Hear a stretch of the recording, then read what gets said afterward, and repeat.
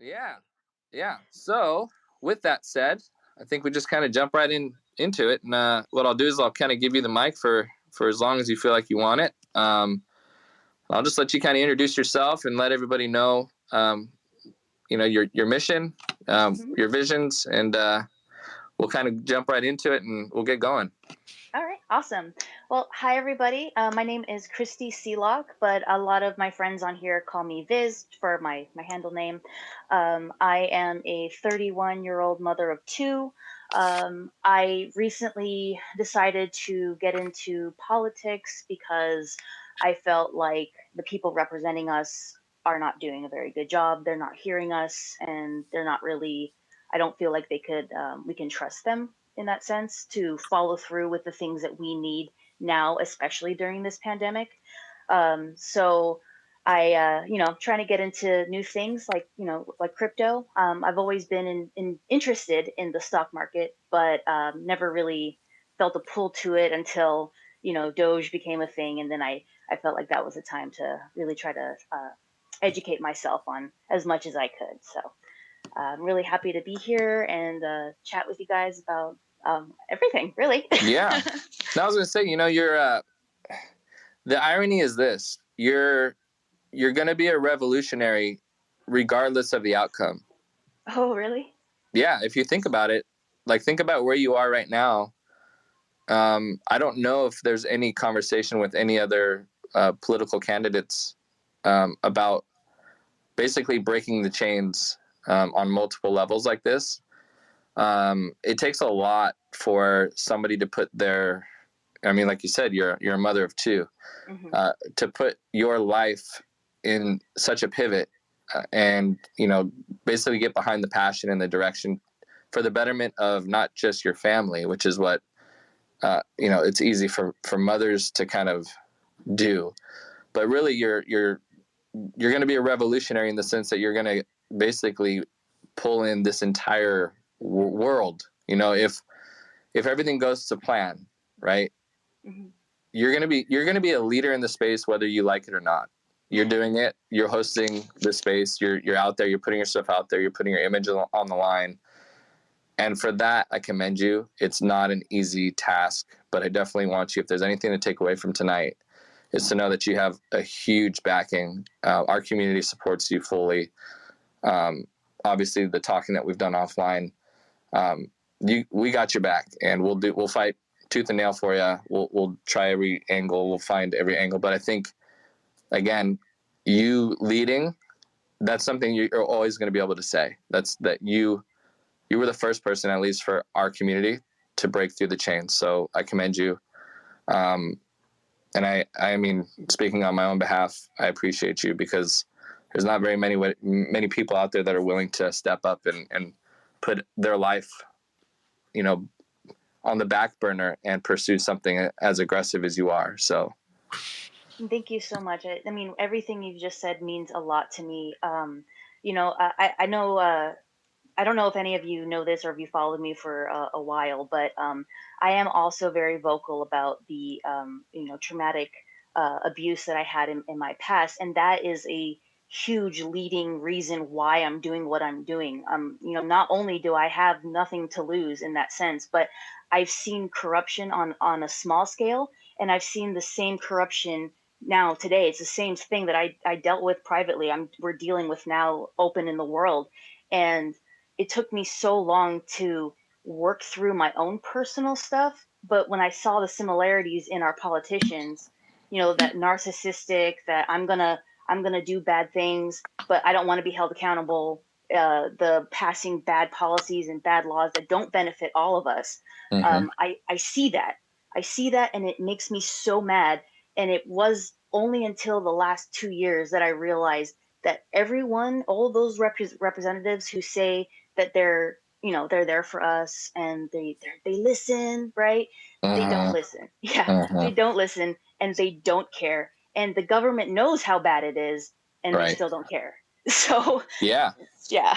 Well, like I said, welcome to being a revolutionary. Whether you like it or not, you're doing it. So Thanks. I definitely wanted you, before I jump into the meat and potatoes of the questioning, I wanted you to kind of give the community a little bit of an introduction about the district that you're representing, and why you feel that district is something that you can overcome, and something that your community there will support you in. Well, I am in District 1 of Tulsa, Oklahoma, and I've been here for a while now, and I have seen where this city has failed the people. I see the homelessness, I see the chewed up roads, and I also, just I acknowledge the subtle corruption. Money's not exactly going where it says it's going. People aren't exactly doing the things that they say they're doing for this city. And I felt, what better way to start my political journey than helping my neighbors who live in this city right now? Mm-hmm. Yeah. So, my goal is I want to, I actually have been going around and talking to people, and instead of, me telling them what I could do for them, I don't want to make any promises that they could scoff at. I want to hear what they need, and then I'll figure out how I can meet that.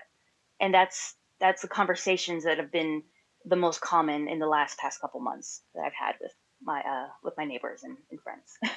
Awesome. In terms of demographic for your district, do you have a general idea of like ages?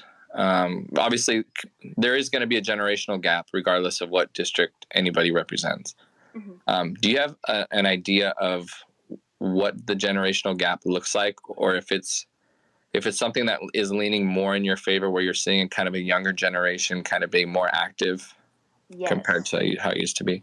Oh my gosh, yes. That's like the thing that's making me feel really positive about this campaign, is that the demographic here is very much younger millennial and Gen Z. So we have a lot of progressives, a lot of that going on here, and I am just so excited because I thought I was going to have to appeal to, like, people who want more of the establishment way, and I was like, oh, how am I going to do that?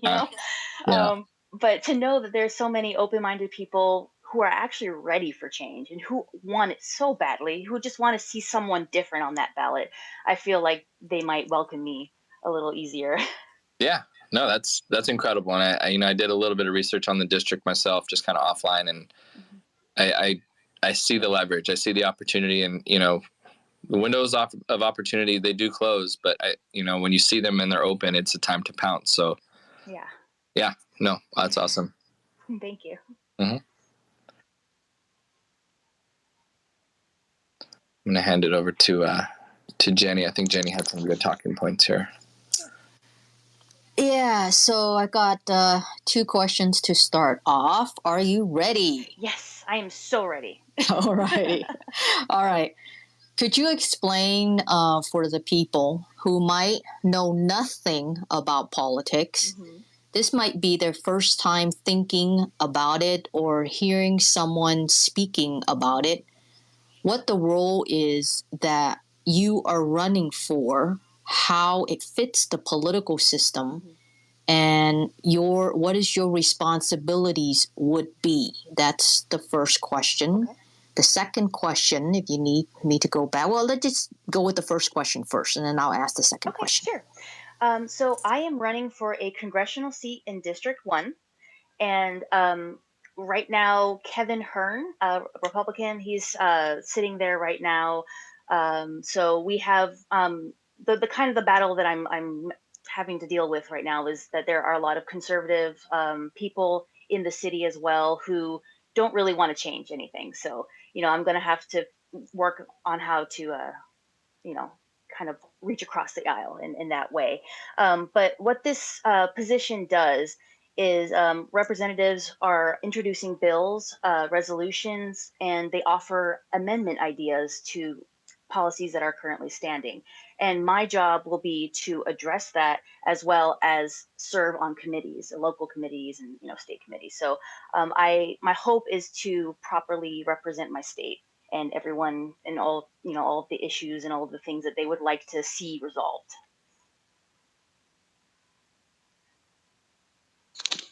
Very nice. Follow up. A next question is, What about you and your experience qualifies you to be in Congress holding political office? And what are your strengths, if not weaknesses? Right. Well, I love that question because I pride myself on literally everything that I've gone through in my life. This goes back to my trauma. I had a mother who has Munchausen's by proxy, so she got her high off of getting me sick. So she would, lie about my current state to get more medicine and do all of that, and she would lie and tell people that I'm not well, and they believe that. But I got to see that corruption. I got to see how, unfortunately, how the world works and how some corrupted people operate. And after seeing that and working through that, I feel like that kind of equips me to handle the corrupt politicians who are sitting in office right now, who think that they could pull a fast one over on me, or try to write a policy and put a little sneaky little amendment at the bottom and be like, oh, I hope you don't read that. You know what they do. So I feel like I have good armor for that. And I want to say that my weakness and my strength are kind of the same thing, in the sense I would say it's honesty. Honesty, because I don't intend to pander to anybody. I'm not going to change myself to become more digestible or more appealing.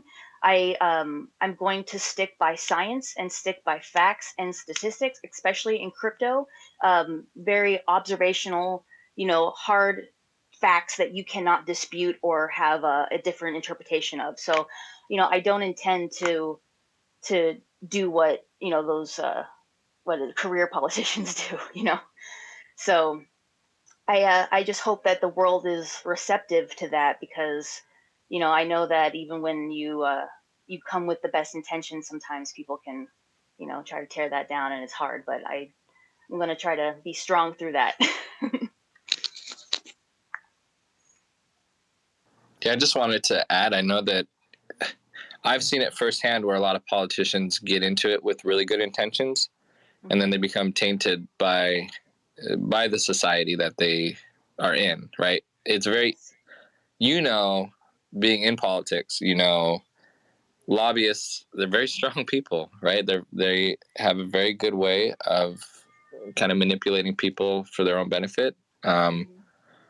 And yeah, speaking on obviously your background and having to overcome all the adversities that you already have and being exposed to it as young as you were, that's definitely a major upper hand, because you, like you said, you won't be played, which is I can't be huge. bought either. That's the other Right. part, is that I don't actually talk about this very often, because there's still like intimate details I obviously legally can't speak about. But I was in a position where someone who was not very good was trying to influence me a certain way, and they had a lot of money on the table. And I really analyzed the situation, and honestly, it wasn't hard. It was not a hard decision, because the decision they were asking me to make would have been detrimental. And I was just like, no, no amount of money is going to make that okay, because then I have to deal with the aftermath, and other people have to deal with the aftermath of whatever that is. So why would we go there? So I feel like in that I almost hope that somebody tried to do that to me, because I'm like, you're gonna fail and it's gonna be glorious. I love that. Awesome. Thanks. Yeah. All right. So my question for you is, what do you most look forward to from and learning through this process? Both, again, like in the process of getting there to be elected, and then also if you were to become elected. And by that, I kind of mean you're going to be swimming with the sharks. So yeah, what do you hope to gain from this? The only thing that's keeping me going, because I've had doubt all throughout this campaign already. I've gone, oh, I'm not good enough. I'm not this. I'm not that. I always see what I'm lacking, and I don't appreciate what I have. And what I have is, I want to see humanity win more than anything else. I don't want money. I don't care for power, and I really don't I see now how famous people are being treated like on the internet, and I'm like, I don't want that. Like, I don't want to be in the limelight where people can just feel like they can attack me or hate me for no reason, or just be like, F you, go, go on life yourself or whatever. I don't know. But my whole point is that I realized that nobody else is going to save us. And the representatives in charge of doing that, they have made it very clear that they will never do that. And they know that they're sitting pretty knowing that we may not have the balls to go after them and hold them accountable and put that pressure on. So they're doing what they're doing, no resistance from us. And I'm like, okay, fine. So if we're not going to all get up and do something, then we need to infiltrate and influence and, make good decisions that way from the inside. And that's my goal. If I can get there and start cleaning up and making some good decisions for people, we got it made. We're good. Awesome. All right, so now we're going to divert a little bit. We're going to talk about some crypto. So you touched a little bit on how you kind of got started, but if you could speak a little bit more in detail about your experience with it and maybe how you kind of got started on that journey. Oh, okay. So this is funny. So, I mean, I think we've all had about, I don't know how long, but we've all experienced being poor at some point in our life where, we don't have enough money to cover everything, right? Everyone knows what that feels like. So, I actually got into doing stocks when I was at my lowest, and I was like, I need to make some money. All I have is $10 right now. Let me try to invest it and see what happens. So I started to read up on the stocks at the time, got discouraged because I didn't know what it meant.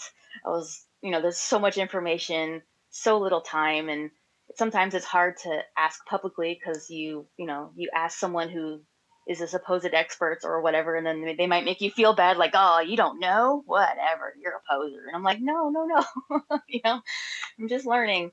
But yeah, so as soon as Doge and everything kicked off, that's when I really was like, okay, I gotta know what's up with this and how do I become the best at it, or how can I at least be decent with it.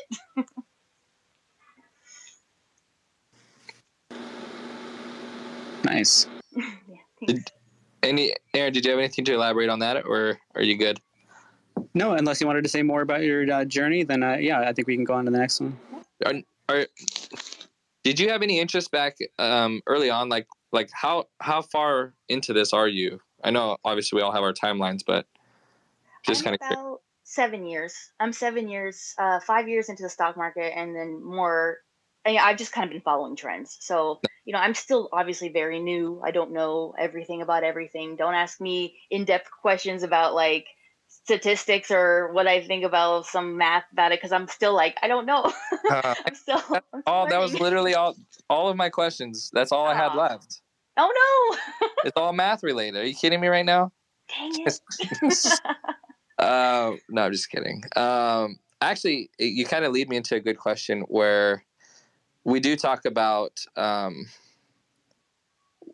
the separation of classes.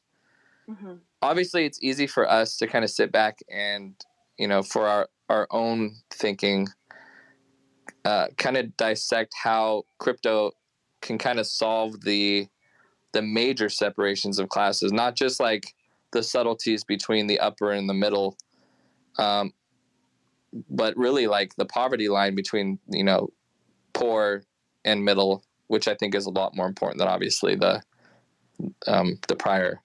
But I want to see if you can kind of elaborate, being a politician now, mm-hmm. What you kind of see the problem that crypto solves in terms of class situation, whether it be poverty to lower class, middle class, upper. The biggest one that sticks out for me is minimizing fraud. I love the fact that Bitcoin is secure. I really love the decentralized situation that we have going on with our crypto and with our stocks. But I don't like how whenever the government gets its hands on something and it's like trying to regulate it, how it kind of does its bullshit to hurt us.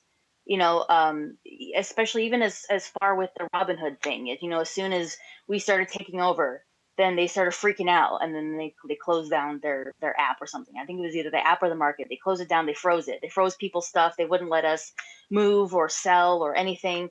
And that's one of the that was one of the huge red flags that made me go, we need to fight like hell to keep this decentralized. Keep this out of the government's hands. This is the people's money. This is for us. This is not them. And as far as I'm concerned, I have read law, and there is no law that says that new stuff has to automatically belong to our government. Like they don't need to be in it. This is ours, you know? Yeah. I'm gonna keep that. I support to keep that free. Yeah. No, that's awesome. Kind of leveraging off of that, why do you feel that that in terms of crypto that it needs to be universally accepted as a world economy? Because obviously here in America, we tend to become very, when you talk about narcissism, we are. I mean, we literally have been brainwashed to think that we are the biggest, the baddest, and the best, which unfortunately that's, without getting extremely political on my own point, I mean, that's borderline indoctrination, if not full-blown indoctrination. Crypto has exposed a lot of opportunity globally, where we talk about equal rights being this massive, massive wave of something that has been needed for a long, long time. And I know for me, speaking on behalf of crypto is kind of given everybody that equal right. Yep. So if you can kind of piggyback on that, the importance of the adoption globally and not just something like here in America. Well, crypto's already, like you said, it's already proven to span, I mean, it's worldwide. I mean, this is everywhere. And this is also reaching across the borders that we've made. Like, for example, El Salvador, and they've adopted Bitcoin. That's allowing people to go ahead and not rely on the US dollar to make their payments, to whoever they want, if that person is like in another country or whatever. And I think that scares the government. That's I mean, for a situation that's, its crux is control. I mean, this is the most terrifying nightmare that's ever been invented, because now they can't stop us. They can't control our money. They can't tax it. They can't do anything about it. If you get rich off of it, then that's yours, and they have nothing to say about it. And that's going back to, we need to keep this free, keep it decentralized, keep big government out of it, because once they get it, you might as well stop playing, because they're going to rig the game, and then normal people are going to lose, and only the people that they want to win will win, just like how we have now. That's the class separation. The people that they favor are winning, in their tax brackets or whatever, and the people that they don't really care about, they leave to the wayside and go, oh, too bad, so sad, pull yourself up by your bootstraps. And I'm like, no, we can't. It's hard. Yeah, we see it all the time where the poor tries so hard. The lower class tries so hard to pull themselves out, and they're always just kind of like pinned, because at the end of the day, they're those that are on unemployment. Those unemployment checks definitely go right back into the economy, and it just kind of feeds and feeds and feeds, and you kind of have this like funnel, which is exactly what it is, funnel to the top. It may as well be organized crime, but you can't call it that.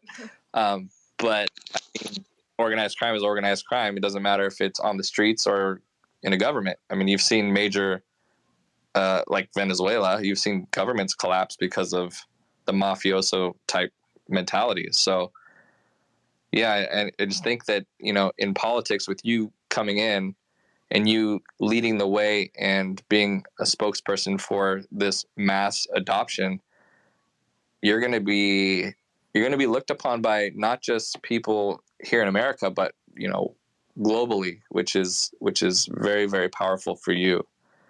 Appreciate that. That's really nice. Well, it's very true, because a lot of people there's a reason they call them third world, right? Yeah. We just have the luxury of being in this kind of cush bubble, and that's not fair. I'm right there with you, and I think everybody that's in this room is right there with you. So That's my little rant on that. I'm going to pass it over to Jenny for you.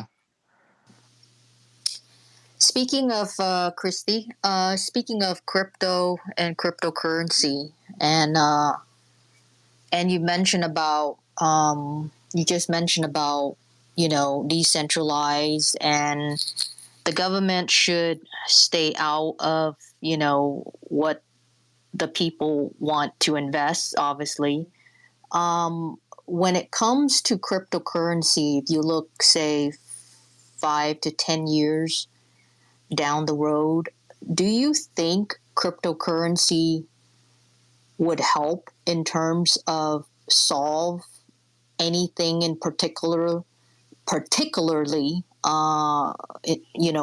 the government? Does it create any problems, again, plus or minus, for the government? And the final part to my question is, of all the cryptocurrencies that I know you've been in it for a couple years. What are, say, your top 3 or your top 5 favorite crypto? Okay. Awesome. I love those questions. So to answer your first one, I would go back to what I said earlier about the taxation, that the kind of problems that the government will say is, oh, this needs to be regulated, or they'll do some fear propaganda and try to convince you that, oh, it needs to do this or it's going to fail, or whatever. They do what they do. But it's all about how they can have their little piece of the pie at the end of the day. That's all it is. It's oh, you guys are making money. How can I get in on that? And that's their con. But the pro is also what I mentioned before, with it being, it's money for the people. It's decentralized. It goes across borders. I mean, this is something that's secure. No one can, at least so far, hack wallets and steal your stuff. I mean, I still hear of, Bitcoin scams and things like that, but the overwhelmingly positive part about crypto in itself is the fact that it's ours. It's ours. It's private. In a world where our information is being mined constantly and we're being studied and we are the product, this is our little oasis, our little financial island of where things are really fair. And I really love that. I am all for fairness. I just want the rules to be respected across the board. And that's what makes me sad about this country, is that they say there are rules for everyone else, or there's rules, but it only applies to so many people. I'm sorry. And you said, was there any more of that first question? Did I answer it? Yeah, actually, I'm going to add an extra piece to it. Mm-hmm.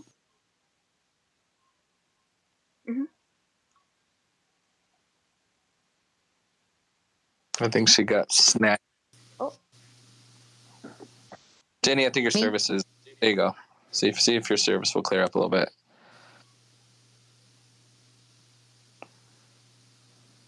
Can you hear me, Tim? Yeah. No, you're good. I think... Okay. Yeah, there you go. Much better. Okay. So, Christina, can you hear me well, right, Christine? Yeah. Okay. So I'm just going to go back a little bit in terms of, I've been on Wall Street for many years, and I had to deal with, regulations left and right? It's not all that great. But when it comes to something that doesn't have regulation, do you believe that too is a double-edged sword, where if it's too much regulated, it's a double-edged sword, and if there's no regulation, it's a double-edged sword? Can you share a little bit more on that part, and then I'll finalize my question? Yes. So yeah, you're right. I do believe that has the likelihood, like if it's too regulated, there are things that it could fail, and there are a lot of problems that could arise, and the same can be said for none at all. That's why I was thinking that we kind of have a middle ground where this could be the great equalizer field. So we have like a base set of rules that applies to everyone on every financial level. It does not matter what you come to this, to the stocks and to crypto with, how much money you have. It doesn't matter. We need to keep this a situation where you bring what you have, you play at your own risk.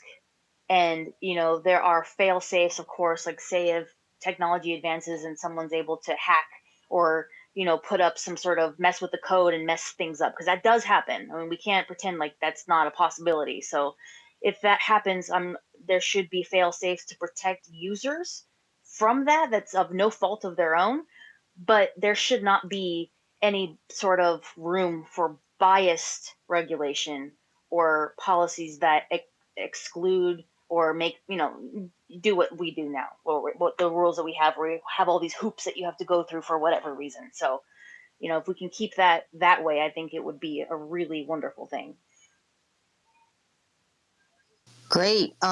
So the final part to my question is, of all the cryptocurrencies that I know you've been in it for a couple years. Could you name your top 3 or top 5? Obviously, whichever ones that you're naming, I hope the listener would know that it's not a form of recommendation. We're just having a chit chat here, and we're just interested to know what our our up and coming potential congresswoman likes, to see if it's the same with ours. So nothing of what we're saying or discussing are obviously financial advice. Please do your own research, due diligence, and do what's best for you. So back to you, Kristie. What would be your top 3 or top 5? And just to reiterate for the recording, this is not financial advice. I'm not suggesting anyone go out and do crazy stuff, buy whatever I'm mentioning. Just want to make that super clear again.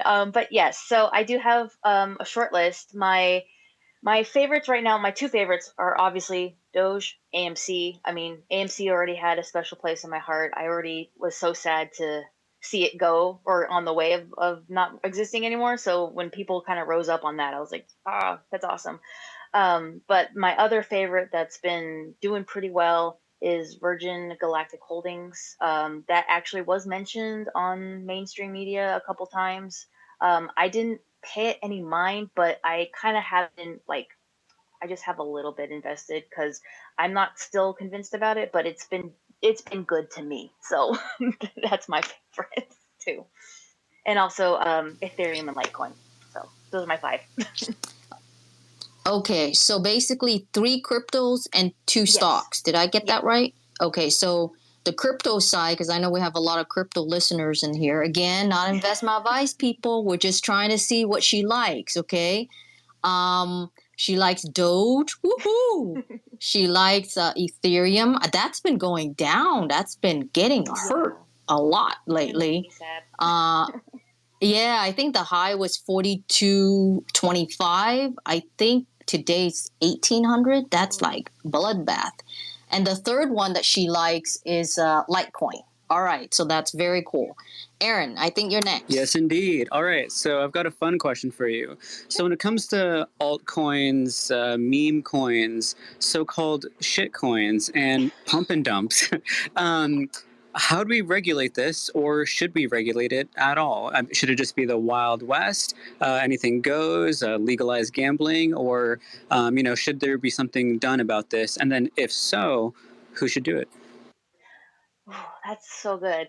I would say my answer to that would be to have that middle ground ruling system again, where it's base rules that have no bias. It's not favoring one group over another, or one financial group over another.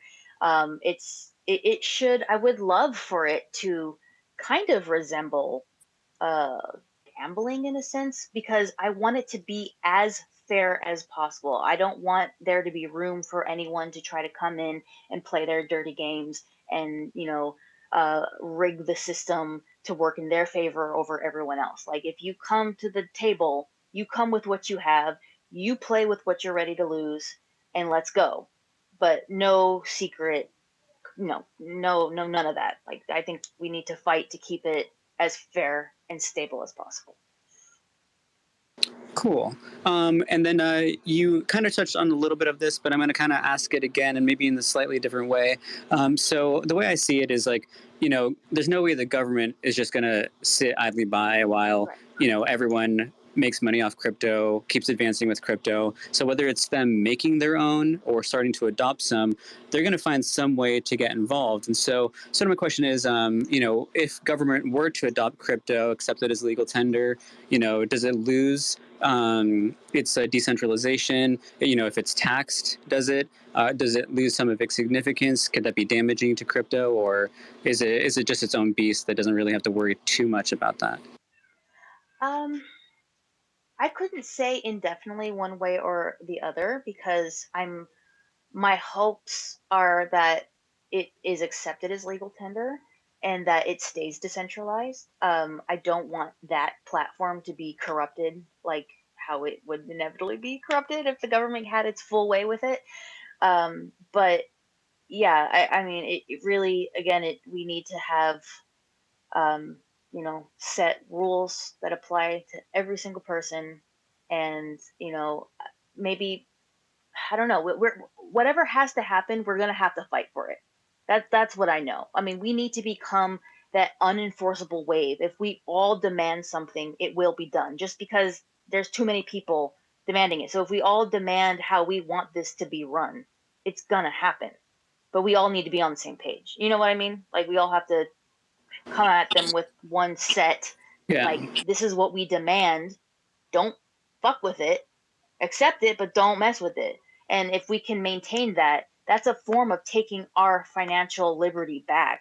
Because right now, what the government's doing is they've taken almost every outlet and they've made it harder for us to win. Like, if you were to go out and get, like, say, I don't know if you have a job right now, or if you're between jobs or anything, but like right now, I'm an artist. I work for myself. But if I were to go out and get a job, if you were to go out and get a job right now, it would be hard because, right, you don't want to work for less than you're worth.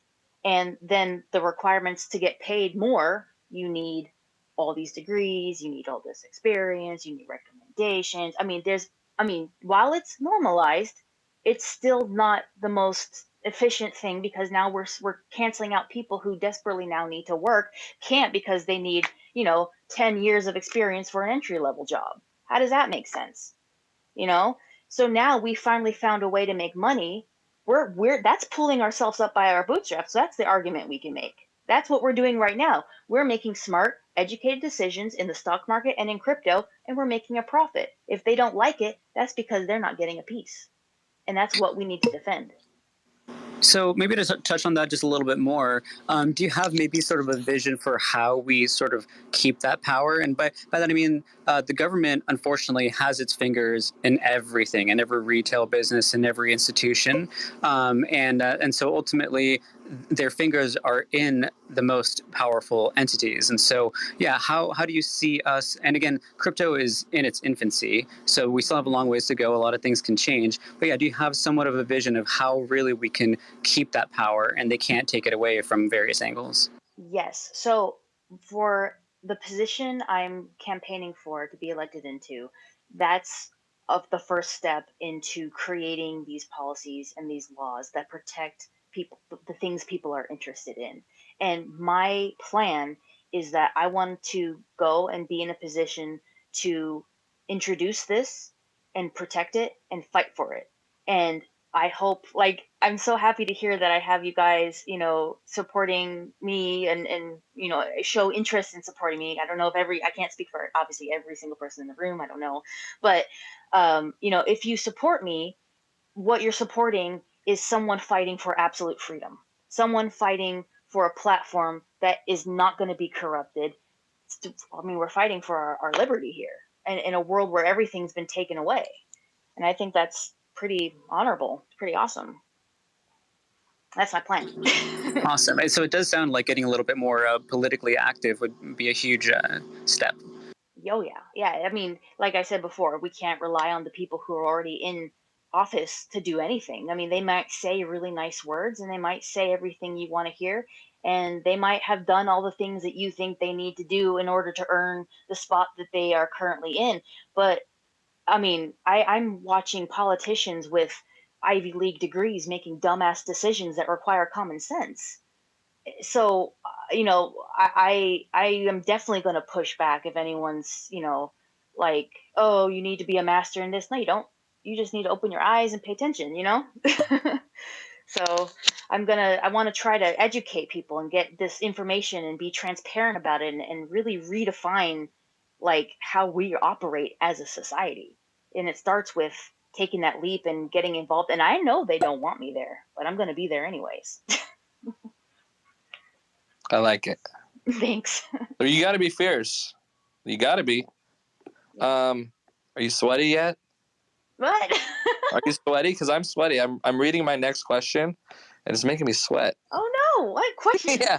Oh, I'm gonna ask it. Don't worry, it's coming. You're gonna be sweating right there with me. You ready? Oh no! I'm ready. Okay. If the wealthy are in the best position to buy, trade, and invest in crypto, which they are, right? This is when we have whales and people that have a lot of money. Yeah. And they tend to benefit the most from any sort of increase in its value. How does the unwealthy benefit? And does this solve any sort of problems related to wage gap, which is obviously a major talking point, whether you're on a big stage or at your local city council? Yes. Yeah, So you're sweating. No.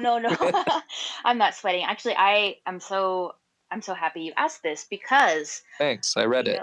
Oh.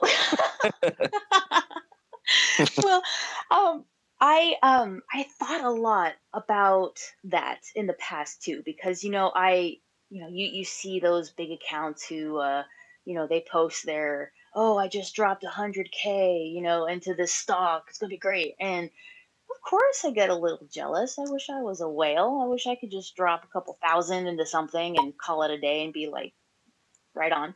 But I'm not.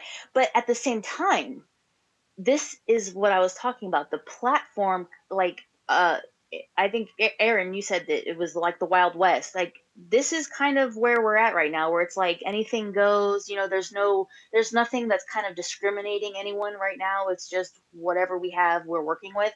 So even if it's still with working with a lot of money, being fair is not like doing anything mean to the people who have more money, like saying, oh, if you have hundreds of $1,000s, you can only put in this much, because that would be really shitty, right? Because what would happen if someone else who started out poor ended up getting rich, and now the rule in place is you can only put in this amount of money? Then you'd be like, oh, well, that sucks. I'm rich now. Why? I should be able to put in whatever I want. So if we keep it like base, everyone just bring what you got. You go at your own risk, play how you want to play it, but no one's gonna fuck with your money. Then I say we just keep it that way, and that's how we handle the uber wealthy. Yeah. No, you know what's funny is an analogy that actually you just kind of brought into my mind was going back to like the gold mining days. There were plenty of people that were super wealthy that were like, you're gonna do what? You're gonna go blow holes in what? And you're gonna mine for what? Yeah, good luck. And I think a lot of those politicians that are in office are kind of looking at this like, I didn't know how it worked, therefore I ignored it for the last 10 years. And now it's like oh crap. Yeah, I probably should have got into that. And now you're kind of seeing them like, they're not regulating it more for like to stop us from becoming wealthy, but they want to regulate it to ensure that they have the opportunity to become the wealthy. Yeah, and that's what we have to stop, because I don't want any of that BS in the stock and crypto market, because again, that is too easy to people start taking advantage, and they start not having, putting other people on different levels and putting up blockades and walls and all that crap. And it's just like, that's when it gets messy. That's when you have problems, and that's when you get that social outcry of this is unfair. And then now the government has to deal with it even more. So let's avoid all that and just keep it fair. Yeah. Listen, fair is fair, and that's what it's supposed to be about. Absolutely. I'm gonna let Aaron ask this next question because I don't even know. Yeah, thank you. I wanted to steal this one because it's near and dear to my heart. So any thoughts on UBI? Are you for it? Are you against it? And also, if you're for it, what are some of the hurdles in getting that actually in place? Yes. So this is my favorite actually because I am in favor of UBI. The set price, because it's gone from 500 to now 2,000.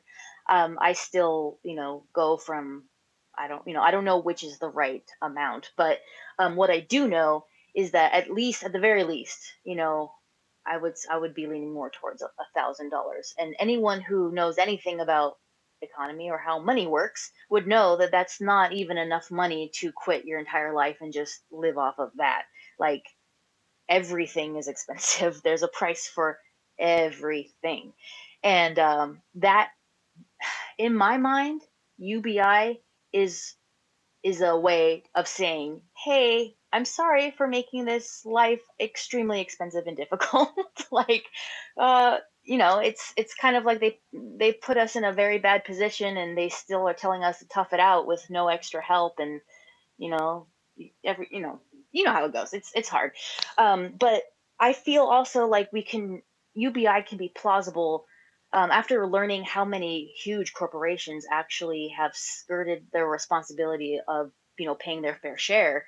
I do feel like maybe if we implemented, uh, I don't want to say a wealth tax because I know that doesn't work, but if we found a way to kind of pull from all of the profits that they make. And I'm not talking about small, department stores or chains like that, but like the really big ones like Nestle and all the big whales in the supposed free market that we have, all those guys. We take those companies and we make them pay their fair share, and we take that and we put that out so that people don't have to unnecessarily die because they can't pay for their utilities. Like what happened in Texas with the snowstorm. Like when things go bad really fast, you realize how much you don't have and how much you're not prepared for that. So in this day and age, I don't see how UBI would be, that wouldn't be a bad thing at all. That's just helping people make ends meet, really. I dig it. Thank you. All right, back to me. When your campaign, and I know the midterm election is coming up. Are any of your colleagues or friends that you know who are running also as well as yourself, or is everybody accepting crypto for campaign donations? What's the status on that? Well, my colleagues are, thankfully it's not a negative reaction. Like they're kind of like what Tim was saying before, where they're like, oh, I don't really know about it, so I'm going to ignore it, or I'm not going to pay it much mind. They're not really taking it seriously still. That's why I made the announcement, I think it was yesterday or day before, that I said that I'm now going to start taking crypto in my donations, only because literally nobody else that I know is doing it. So I wanted to kind of be on top of the ball on that one. But the fact that they're not taking this as seriously as they probably should be, and with how fast in popularity it's rising, that is a little concerning to me. Now, a little bit more about this, a bit more about this question. I know you started out mentioning you're 31, so that place you right there being a millennial. Do you believe, the, like, for example, Gen Z to millennials to younger Gen X are, from what the data that I've read, are at max, are really into modern days decentralization, cryptocurrency. I mean, we're like the believers of cryptocurrency. And then when you get to the older, say, Gen X to boomers and beyond that, when they hear even Bitcoin or cryptocurrency, the first thing they're gonna say would probably be like, ew, I mean, fraud, scam. Yeah. You guys are crazy. So do you think as more and more younger generations like yourself stepping up and running for political offices, across this nation, that cryptocurrency will eventually be furthermore adopted, and it would be better in terms of 5 or 10 years from now. And obviously, crypto would be more accepted, like yourself, for campaign donations versus, you mentioned right now you're probably one of the few ones doing so, because majority of the people who still running are basically much older than you. Do you think that could be the case? Yes, absolutely. It's very much a generational mindset. I remember as early as 1996, 97. That's at least around the time when the internet was new to the house I was growing up in, and my relatives who had their first experience with it, they were very much like, this is a fad, this is not going to last, this is a nice shiny new toy, but whatever. And look what's happened. Now all business is done online. Yeah, everybody has a website. Most people are content creators. I mean, we've created entire legitimate career and professions off of the internet itself. And I have no doubt that crypto is going to go the way of the internet, in the sense of it's just going to become this huge Goliath of a thing. It's going to be awesome, but it does have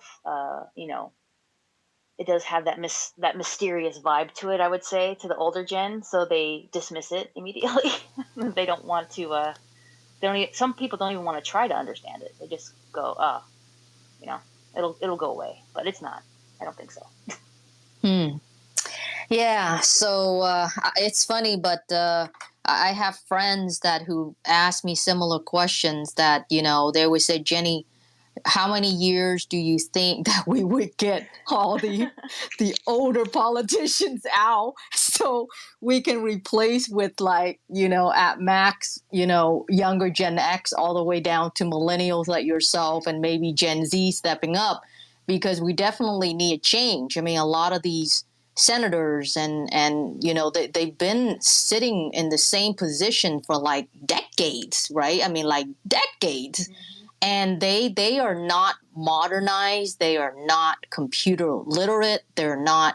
But the thing about it is, I know they listen to us. For example, Elizabeth Warren, etc. I mean, but even though they listen to it, but they don't act upon it, or they don't open a wallet. I mean, buy a fraction of a Bitcoin just to see how it feels.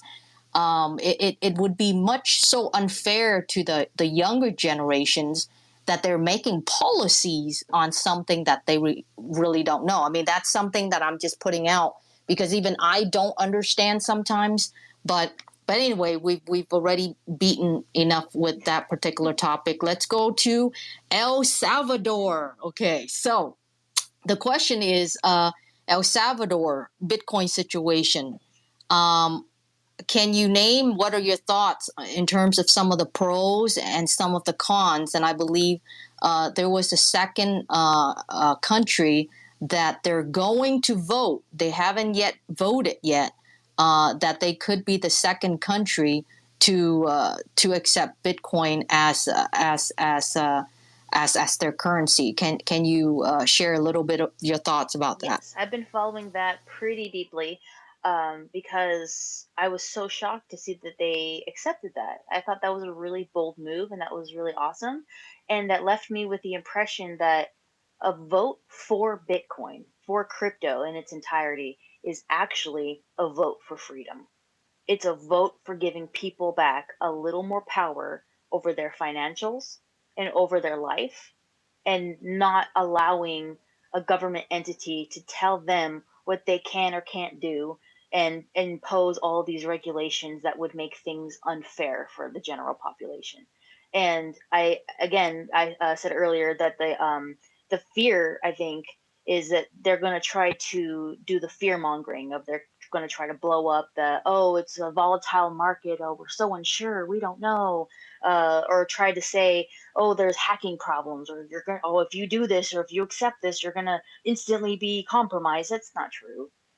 That's not true. I don't think that's gonna that's not really necessarily an issue. But it being a great equalizer financially and allowing people to literally spend and send their money anywhere privately and securely. That's terrifying and amazing. Amazing for us, terrifying for big corporations or big government. I mean, but we need to do that. We need to support that. We need to make sure that nobody messes this up. And we keep it as free as possible. I think they're doing the right thing.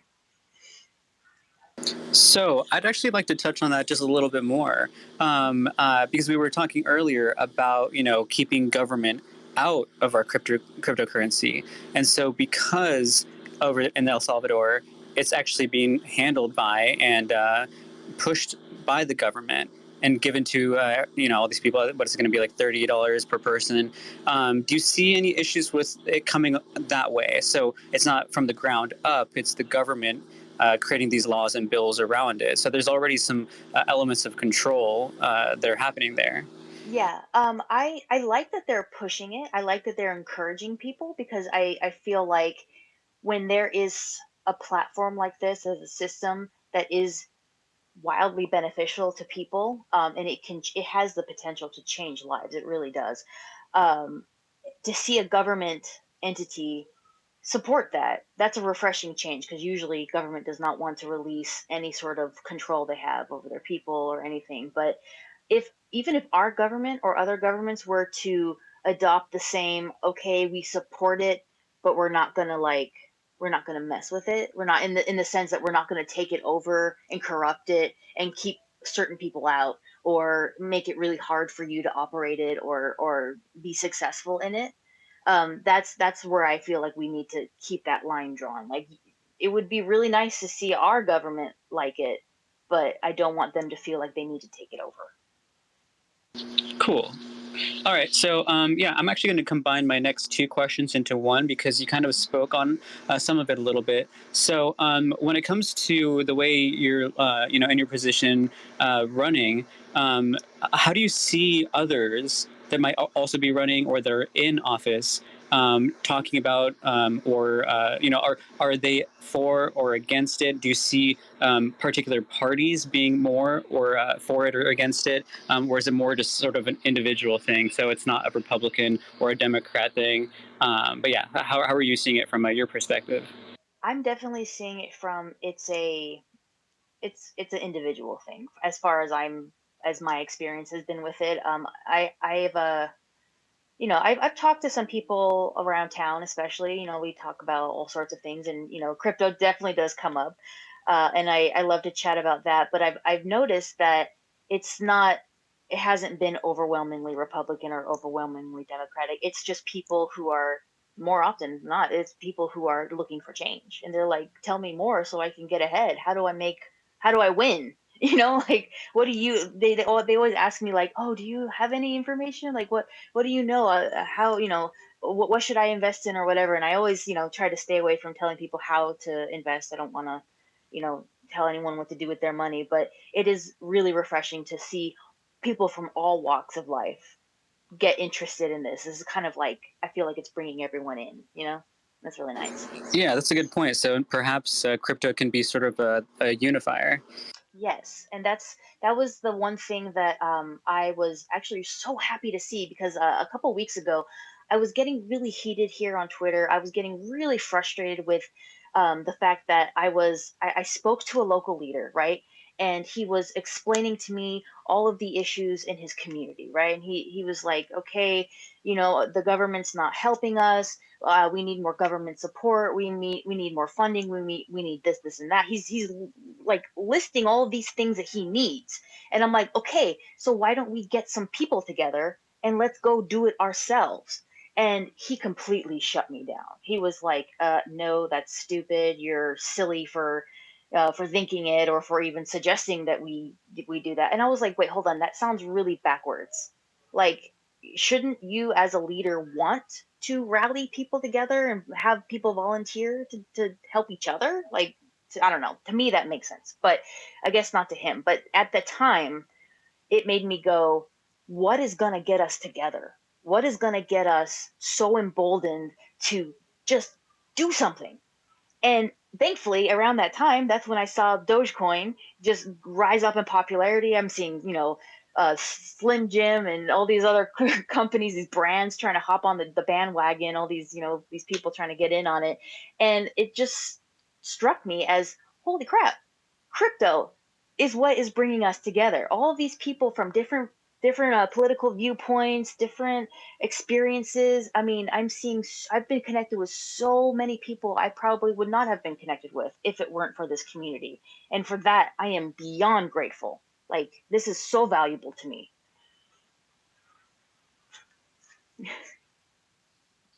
Now, if only we can take that message, what you just said, and bring it up to the older generations.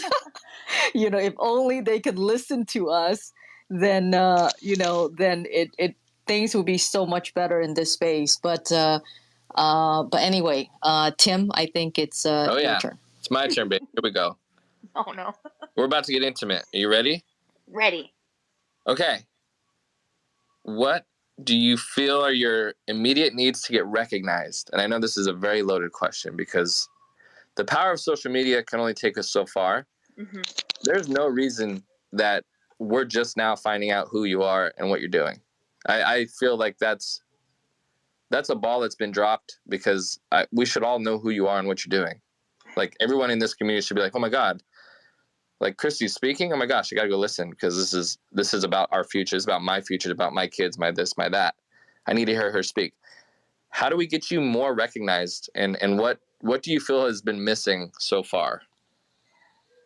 Right now, the biggest things that are missing are the fact that I had to rebuild my Twitter because I got permanently suspended at 10K. So I felt like my engagement didn't really pick up until my numbers got really high. That's when people started I don't feel like numbers matter, but apparently they do. So, people started taking me a lot more seriously when my follower count was up in the thousands. Like, I had 8,000, 9,000, 10,000. So I felt like a lot of my message was getting really far then, and then I got shut down. So now I'm back up to 4,000 something, I think. And, I'm trying to get genuine engagement. I feel like I don't care about having the most. I just want to make sure that the people that I'm engaging with actually want to hear what I'm saying and they're receptive to it and are willing to share. So definitely, I mean, if you to say what I would need is I just need more engagement. I need more people willing to share the things that I tweet about or the messages that I have in my campaign. And eventually I hope to get verified as well, because I know that they said as soon as you become a political candidate or something, you can like ask Twitter for verification, but I think Twitter hates me right now. So I don't think they're going to do that. And I don't know how to get them to do that. So I just kind of gave up on that. But I feel like that would just add some validity since, the internet's kind of, it can be pretty harsh at times. So if I had that extra little boost, I feel like I would be taken more seriously and not just dismissed immediately. Yeah. No, and you kind of like set me up for my follow-up, which was, what do you feel that we as your community can do for you to help you basically, enhance your image, enhance your campaign, and basically fulfill the needs that, they're necessary. Those things are completely necessary. As stupid as it sounds, a verification check mark in the political realm is 100% necessary. Mm-hmm. And I hate it because I feel vain talking about it or even asking about it for myself, because I know how it's perceived as well. I know how much it's coveted, and I don't want to come off that way at all. But like you said, yeah, it is. As soon as because as soon as you see a blue check mark, you go, oh, who's that? So yeah, that's true. hard. The stigma, for sure. Yeah, but you guys are awesome. I mean, like, just keep doing what you're doing. The only thing that I would ask that would help me a lot is, don't hesitate to come to me and tell me anything that is wrong or any issues that you may have or that you would like to see come to light down the road in this crypto journey we're all on. The biggest thing I think that a lot of politicians are not doing is that they refuse sometimes to really do active listening with the people they're supposed to represent, and they fail because they say, oh yeah, I hear ya, and they tell you everything you want to hear, and you feel pretty good about it, but then you get them in office and then they screw you over for money or for status because somebody paid them $100,000 to pass legislation that is not good for people but good for people behind the scenes. Like, we got to cut that out completely.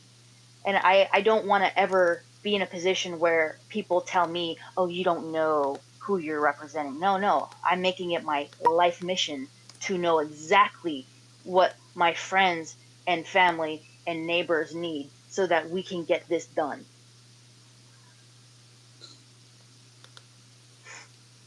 Jenny, I think if you had something to say, I heard you.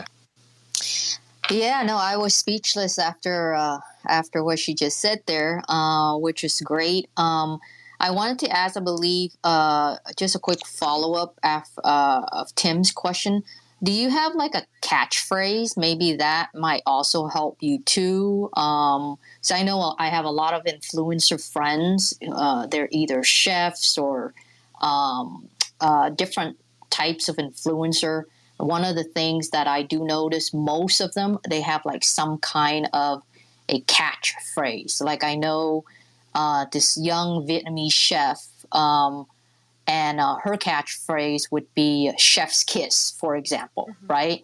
And every time she ends a live or a video or some sort, then she just said, chef's kiss, So do you have a catchphrase for yourself? Because that too might be helpful. And back to you getting verified, I'm not really sure what happened with you there, but I was verified once, and I don't think Twitter hates people. They're very strict with their regulations, and if you break their rules, and that's when they're gonna kill you. But if you didn't do anything that was really bad, now that you're running for office, I believe you should resubmit again. And I believe that based upon what you have now, that you're an official candidate, they would verify you. The only thing that they might not is if like for me, I lost my Verify account because, I was on the LA freeway and I was using my phone, videotaping the traffic, and then a Jennifer Lopez song was in my car. And I posted that, and of course that was a copyrighted song, and I was banned by it, So, and I don't need to request for verification again, because if that were to be a rule that was broken, again, accidentally or whatever the case may be, I respect that, So, but I am who I am. People know who I am. But since you're running for office, again, like Tim was saying, that it's important to be verified because people want to make sure that you are you. I would highly suggest that you should resubmit your online application and let them know that, hey, I'm running now, don't hate me, and then try it again. So, share your thoughts. First of all, do you have a catchphrase? Let's go with that first. I do not have a catchphrase yet. Kristie, you do. Oh, I do? What is it? What is it? Think about it. I'll let you think about it because you and I talked about it. It was like brushed up on very early on when we started discussing. Really? Hold on, wait. It's in there. You don't have to bring it up now, but I promise you're gonna find it. You're gonna be like, oh, that's a good catchphrase. Oh man. I've got a good example of one. Tim, if she doesn't remember, do you think that it's good for her? Because it might be good for you, but it might not be good for her though. Because if she loved it, she would have remembered. She loves it. She's just playing coy, and I understand. That's the angle I would play too. Okay, why don't you just toss it out and let us be Kristie, the judge of it? Are you ready? Go ahead. I'm ready. What is it? Okay, here's your catchphrase. What is it? It's time. It's what? Huh? It's time. It's what? Time. It's time? Oh, yes. Yeah. It's time for what? That's it. That's time. Yeah, it's time. Do you like that, Kristie, though? You know what? I do. I mean, don't let him push it towards you. You Hey, don't no, like I want the it, credit. because you're gonna be using it though. Actually, there was a longer. It was a longer version of. Oh gosh, where was it? It is time. It is time. Sorry. Oh no, but what did you say? No, I'm just kidding. No. It was on one of the. It was one of the quote tweets where.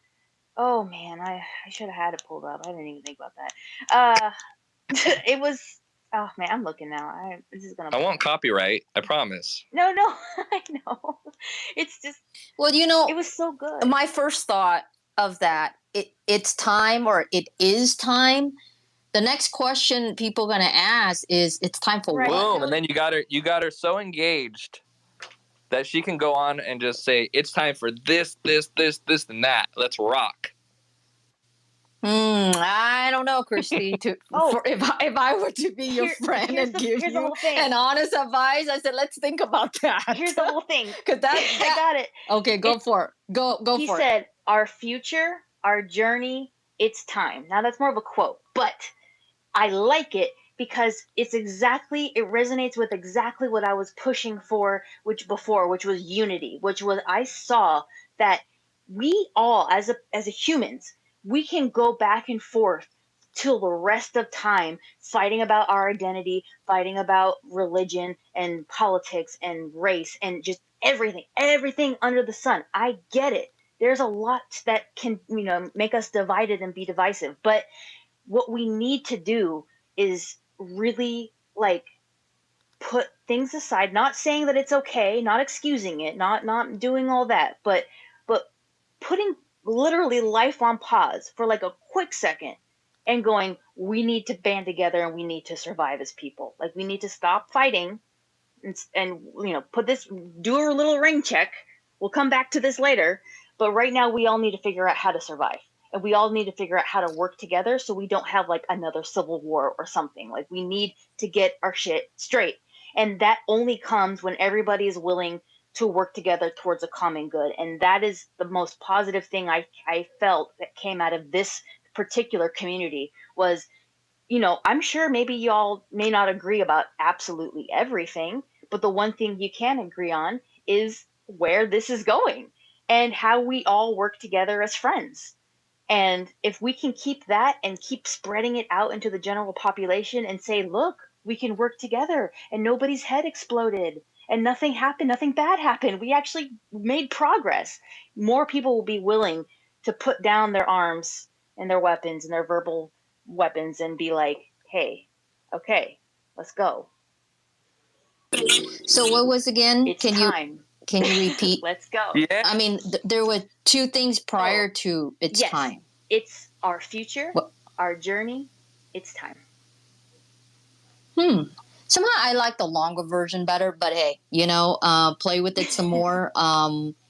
But my final two questions, I'm going to combine it into one, and then Aaron and then Tim, I guess, can wrap it up. So my final two questions, I'm going to combine it into one, okay?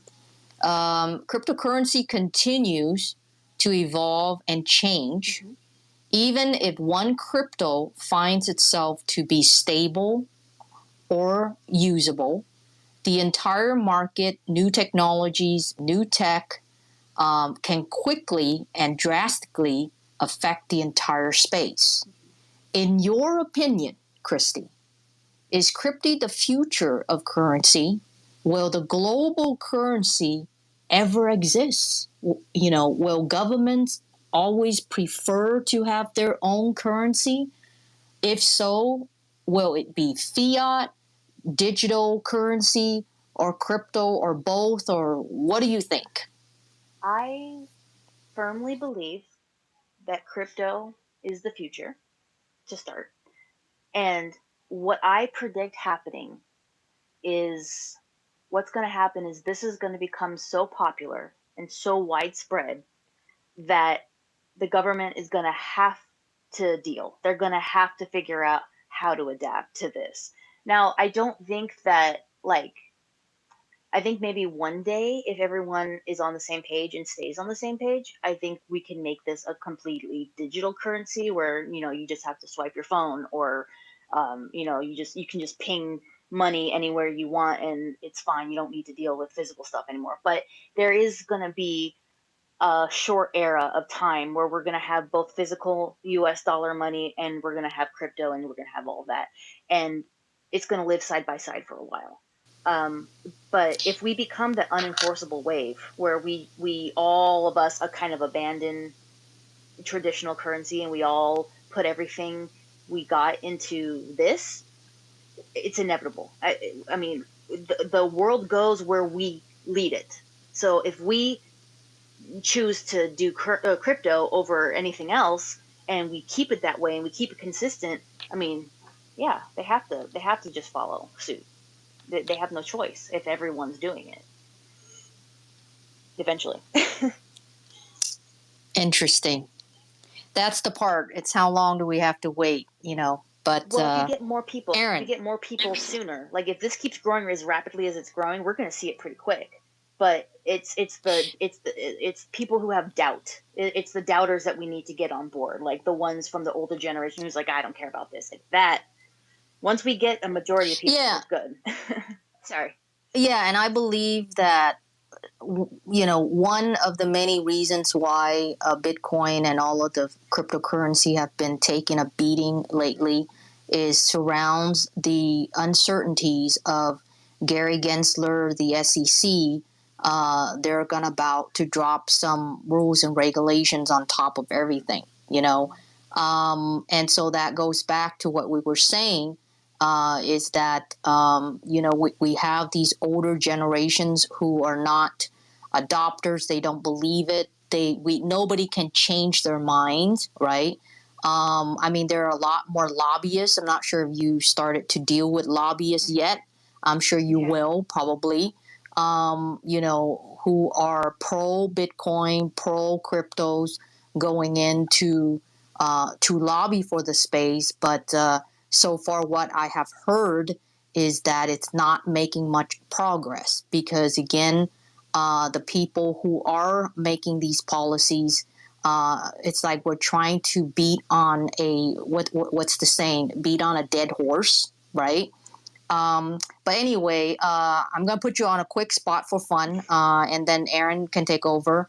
In terms of digital currency, if you have to choose, again, not investment advice, what would be your preference? Dogecoin or Bitcoin or both? As of right now, I'm leaning more towards Doge only because Bitcoin isn't doing as well as I would have liked to see it. I had been invested in Bitcoin for a while, but then I got pretty shocked when I saw that it was tanking pretty fast, and I was like, no, I'll be smart with that one. All right. So just in case there are Bitcoiners in the room, you know, we just wanted to say that Bitcoin is known for what is it called? What is it, Tim? I lost it. What is it, Tim? The commodity? No, I've lost it. I'll skip it. I'll come back with it. All of a sudden, I mean, Dogecoin can be the future of currency. I mean, that's I guess the catchphrase. But Bitcoin, it's all of a sudden I went blank. I'm gonna come back. Aaron, go ahead, take over, and then Tim. All right. So, okay, for everyone in the room, I want to be clear. This is not to be financial advice, okay? Very clear before I ask this. But Kristie, so in your opinion, again, not financial advice for anyone, how much should people have invested in crypto or stocks? The reason I want to ask you that is because if you're in office, you'll hold a greater responsibility in representing this. So again, not financial advice. And I think the easy answer would be, you know, don't invest more than you're willing to lose. But if you could talk a little bit more, you know, like, should someone have like 20%, 30%, 50%, 90% in stocks or crypto or some, you know what I mean? Or, you know, and how that might relate to fiat. So anyway, again, not financial advice. No one should do anything based on what is said here. Yeah, this is not financial advice, but my answer is very firmly rooted in what you were saying. As much as you are prepared to potentially lose, only because everyone is different, everyone's financial status is different. You know, one person may be able to put in 20%. and another person may not.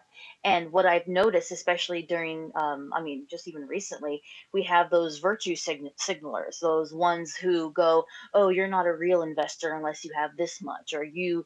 That even happened to me. I got into, gosh, I can't even remember which one I got into, but I was excited about it, and I tweeted about it, and I was so proud to say, "Hey, I'm here," and immediately I got a hater that said, "Oh, you only put that much? Like, oh, that's weak." And I'm like, "Excuse me, sir or madam." I'm like, "This is not appropriate. Like, I can't put my family at risk in the moment to drop $1,000 just because you did. Like, your 1,000 or my 100 is the same as your 1,000 in my mind, because that's still a lot for me at the time." So, I definitely, the only thing I urge is that, nobody shame anyone else for how much they do or do not invest, but the advice definitely stays the same.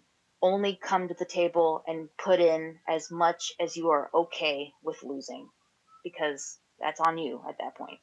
So That's great advice, because I tend to just YOLO everything. Okay, so my next my next question. Do you know of other politicians either running or in office that are pro crypto, as in for it, that we could learn from, or that you learn from, whether it's tech wise or politically? And another way to put that is there anyone leading the way that you look up to or admire? Well, I don't know if this is gonna come across as cheesy, and I hope not, but um, I do, I do love Elon Musk. I was always a fan from the start, from even before he started talking about crypto and stuff. So, I just always admired him in the sense of him being someone who followed his dreams, even though like the people who he looked up to the most were not super excited about his projects. I don't know how I would have handled that. That's sad. But for him definitely, I like to follow what he's saying and see what he's talking about, so that's good. Another one, I don't know, when you guys follow me, you'll notice, I am in the Yang gang. I do love Andrew Yang as well. I respect him for having an incredibly open mind and being receptive to crypto and new ideas. So for me, that was a huge selling point on my support for him, because he was one of the people who was bold enough to say the things that other people would not necessarily say on stage, and be like, "No, I support this. It's new. I'm not scared of it. Like, let's research more. Let's get around this." So that's those are my two favorites. My Yang Gang bumper sticker showed up the same day that he dropped out. Oh, so they're just on my wall. I'm sorry. That's all good. Oh, sending you hugs. Just gonna chime right in here. When I was talking about Bitcoin, it's a store of value, right? You guys all heard about that? So I know Bitcoin started out 12 years ago. It wanted to be, or Satoshi wanted to be the currency of the world. But obviously through time, it's proven not to be the case, because people are not really using Bitcoin to pay for anything. That's why Dogecoin came into the picture. Again, I am a witness to that. I have an e-commerce platform where people do buy stuff with other cryptocurrencies, but the one that they never use to buy is actually Bitcoin. And Tesla of Elon, you mentioned about Elon. I know they offer, Bitcoiners or people who have Bitcoin to buy Tesla. And, after they announced that, their following earnings release, I don't see them reporting anything. So I'm assuming, it's an assumption, that no one used Bitcoin to buy Tesla either. And why should they? Because, they would keep their Bitcoin as a store of value. It's more or less like a savings account than that of a checking account. Dogecoin would be more like a checking account, which is, we use to buy things. And we have been seeing a lot more retailers accepting Dogecoin as a currency. So as we continue to see how El Salvador is doing, given that the president just gave $30 to every single citizen, I believe. When they open a wallet for Bitcoin, we're going to see how that is going to pan out. But as of right now, Bitcoin is considered more of a store of value than that of a currency. So thanks for letting me chiming in, Aaron. Tim, are you next? Yeah, unless Aaron has anything else he wants to jump in on. On the catchphrase thing, have you heard of Dave Portnoy's one bite, everyone knows the rules? I just think it's a good one. Anyway, yeah, that's all I had to say. I'm not familiar with this. What'd you say his name? I'm just I'm yeah. kidding. Aaron, are you good? Yeah. I got all my questions out. Yeah, I'm feeling good. Okay, my turn. Kristie, This is not financial advice. Okay. How are you feeling? You doing okay? That's literally, and I feel like I have to say that after everything. It's funny when people say that because like you'll read online, like hold, don't panic sell. Yeah. And then you get in Twitter spaces and everyone's like, okay, this is not financial advice. But hold. It's like, well, that's clearly financial advice. Right. It's funny. It cracks me up every time I see it. Anyway, I wanted to ask because I know this is it gets real fast, right? Yeah. You have needs, website development, website building. I mean, you literally need as much exposure as humanly possible. Mm-hmm. Our community is extremely diverse. We have a lot of very, very talented people in our community. If there are things that you need, I feel like now would be a great time for you to reach out because you got a lot of people in the room. If there are things that you need, like a website build, by all means, tap into our network. I mean, we have incredible people that would be more than happy to help and contribute. Oh, thank you. I definitely was a little hesitant because I don't want to. Obviously, I don't want to. I'm new to the community, so I don't want to be anywhere that I am not welcome. So I'm very happy to see you guys are very welcoming and loving, and I really appreciate that. But yeah, if anyone is, they know how to build a website and can help me, we still have a good bit of time in our campaign right now before it's like, super crunch time, or we got to get everything out. But I definitely need help with pretty much everything. If you guys are interested in, being on my team or helping, let me know and I can get you connected with my other team members.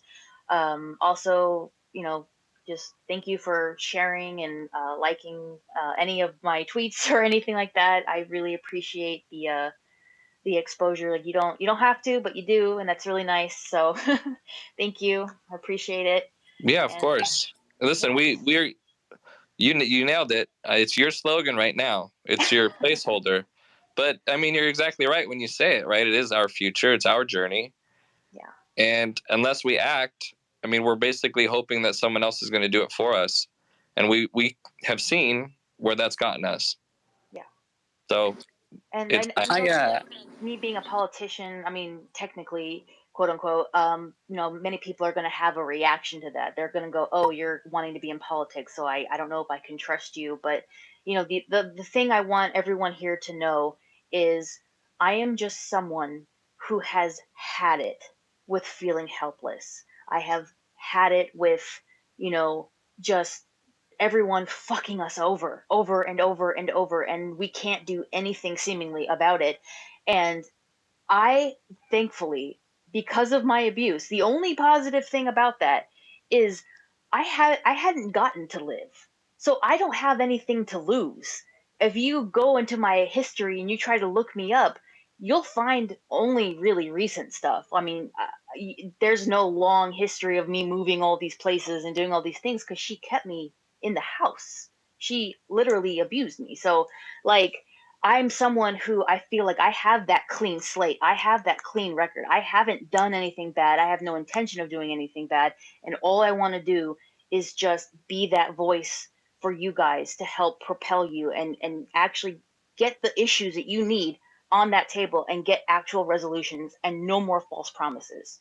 No more bullshit. Let's go. Let's go. Let's rock. Go.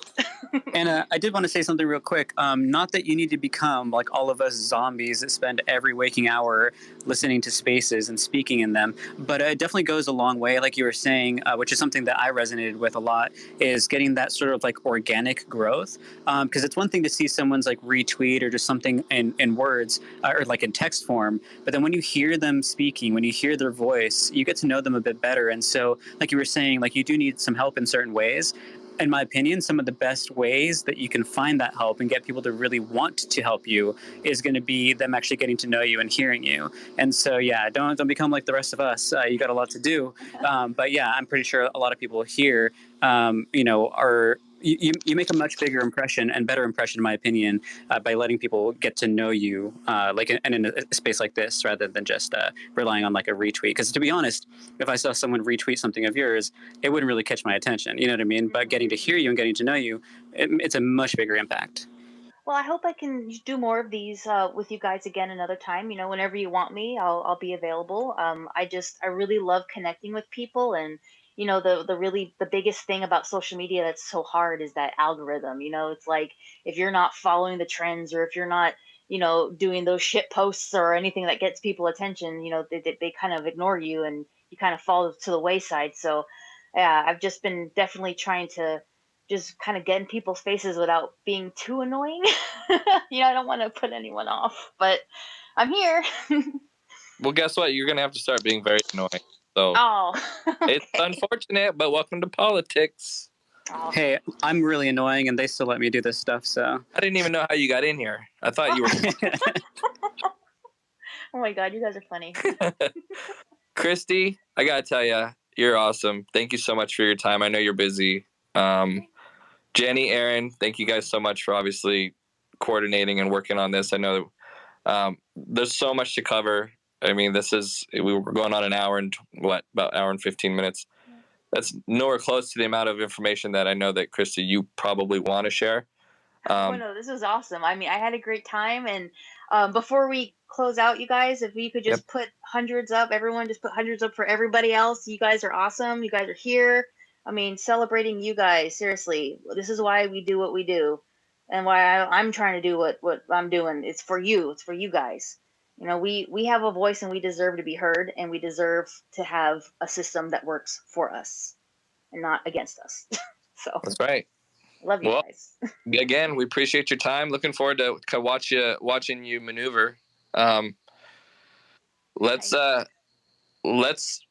reach into every avenue that we have as a community and see what we can do to help, lift you up and pump you, and let your weaknesses be our strengths, and let your strengths be carried by what your agendas. And don't stop speaking. Don't let anybody feel like they're going to deflate you, because at the end of the day, it's your fight and you have an army behind you.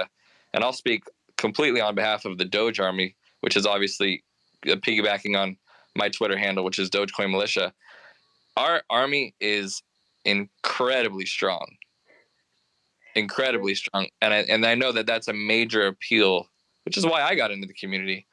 I want you to know that we got your back, and don't let anybody try to shut you down, because listen, you're coming in as a progressive, and people don't like change. So like I said at the very beginning of this thing, like it or not, you're going to be a revolutionary, and there's good and bad that comes with that, but focus on the good. Understand that we got your back, and anytime you want to host a space to feel like you got people behind you, just shoot us a DM. You got all these people here that are listening to you. Reach out. Don't let anybody pat you down, because we got you. Thank you so much, Tim. Of course. This means the world to hear. I was feeling so doubtful before I met you, and I mean, the fact that you guys are here and you've been so supportive just shows me that this is exactly the path I need to go down. And I promise, like, this is just lovely. This is amazing. Thank you for believing in me. Of course. Welcoming me. This is just the beginning. Yeah, it is. I feel it. We got this. All right, guys. Thank you, guys. Everybody. Like I said, this is going to be posted. I'll coordinate and find out where it's going to be. Jenny, over to you.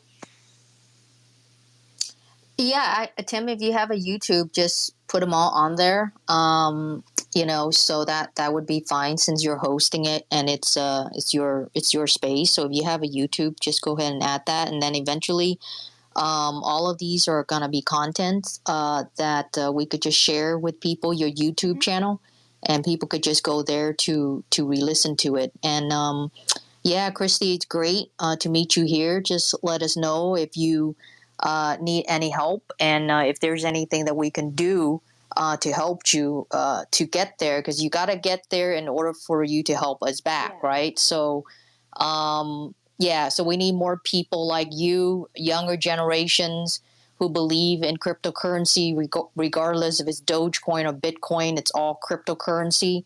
We need more voices like you to be in it, to share, preach, teach, coach, whatever the case may be, to the older generation, beat them down, explain to them, sit them down, shake them up, like, right? Can you listen to me, right? Crypto for dummies. We're like, we'll make this easy. Exactly. I mean, if we have to do it like El Salvador, give them all like $10 or something of Dogecoin, so they can open themselves a wallet, so they could just learn. That is the way to go. I mean, not listening. I would love to sit down with Elizabeth Warren. I love her a lot, but she listens to the people, but I don't think that's enough. So if you ever run across Elizabeth Warren, tell her Jenny Ta wants to sit down with you, I'll try. because I wanted to shake her up. She's so powerful. And you know what? I think she has a good head on her shoulders. But at the end of the day, listening alone is just not enough. It's not enough. And, we just need to give her a wallet. We need to show her how to trade. We need to show her to buy a Dogecoin on Robinhood, on Coinbase, on Gemini. We need to tell her why Bitcoin is volatile.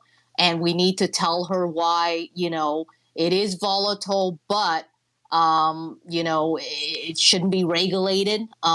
Things like that, So good luck to you. It's a great night tonight, and you're actually starting out a great, what do we call this, Tim? Since every week we're going to have a similar event with different politicians. Can you share with us about that, Tim? So obviously, because we share that same vision of, our future, our journey, we've actually lined up, we're going to have a senator candidate from Arkansas. He's lined up to speak next week. So we're kind of breaking down the door of politics, because at the end of the day, one person's not going to be enough, not to discredit you, but you guys are all going to have to come in like arm length, warriors. And it's going to take an army of politicians that are actually wanting to hold the seats. So our job, what we're doing on the back end, is we're going out and we're trying to connect with as many people that share this exact same vision as you do. And we're going to try to build like this little political onslaught network that'll slowly kind of roll out over the next couple of weeks up into the next couple of months. So our goal is, we know they're out there. I mean, there's plenty of them out there, and the transition of life is inevitable.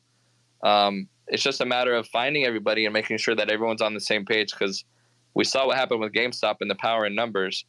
The political system can be handled the exact same way. So that's what we got coming down the pipeline. So next week will be a good call. Everybody will see that go out, but keep your eyes open. We're reaching out to as many politicians as possible, because we know how important this is for the long term. Yep, and that's it. Thank you so much again, Kristie.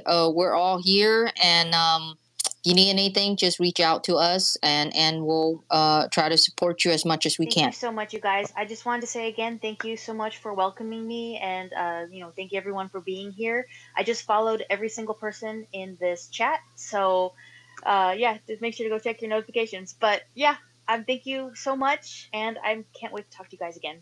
Yeah. Thank you so much for your time, everybody. Thank you all for tuning in. I'll get this posted as soon as it's ready. Cool. All right. Good night, everybody. Have a good Friday. See you guys. Night-night. Bye.